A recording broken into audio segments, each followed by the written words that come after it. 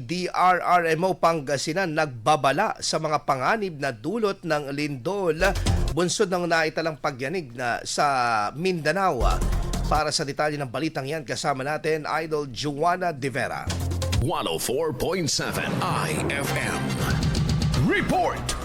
Inaalalahanan ng Provincial Disaster Reduction and Management Office o PDRRMO ang publiko na maging mapagmatsyag at handa sa iba't ibang panganib na maaaring idulot ng lindol upang mabawasan ang mga posibleng epekto nito sa buhay at ari-arian sa oras ng sakuna. Ayon kay PDRRMO Operations Head Vincent Chu, mahalaga umanong maunawaan ng mga mamamayan ang mga dapat gawin lalo na tuwing malakas ang lindol. Kayo po ay may chance po na makalabas po agad-agad, maaari po lumabas na po tayo agad-agad ng facility.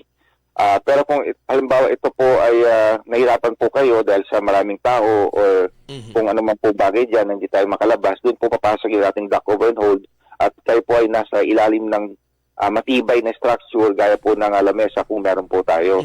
Kailangan din umanong seryosohin ng mga earthquake drill na isinasagawa dahil dito nahahasa ang muscle memory ng mga tao upang otomatikong maisagawa ang tamang hakbang sa oras ng sakuna. Dapat din umanong mapag-usapan ng bawat pamilya kung saan sila magkikita-kita sakaling mawalan ng komunikasyon sa isa't isa. Samantala, kabilang din sa mga banta ang pagguho ng lupa sa mga bulubunduking lugar, gayon din ang tsunami na binubuo ng sunod-sunod na malalaking alon. Dahil dito, hinihikayat ng PDRRMO ang publiko na laging maging handa, alamin ang mga evacuation area at magkaroon ng sapat na kaalaman sa tamang pagtugon bago, habang at pagkatapos ng lindol. Sa kabilang banda, sa Dagupan City, may mga tsunami early warning system na ikinabit sa mga estratehikong lugar upang magbigay ng agarang babala ang mga residente sakaling magkaroon ng banta ng tsunami kasunod ng malakas na lindol. Kasama mula rito sa IFM Dagupan, ito si Idol Joanna De Vera, Tatak IFM.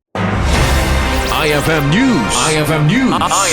IFM News.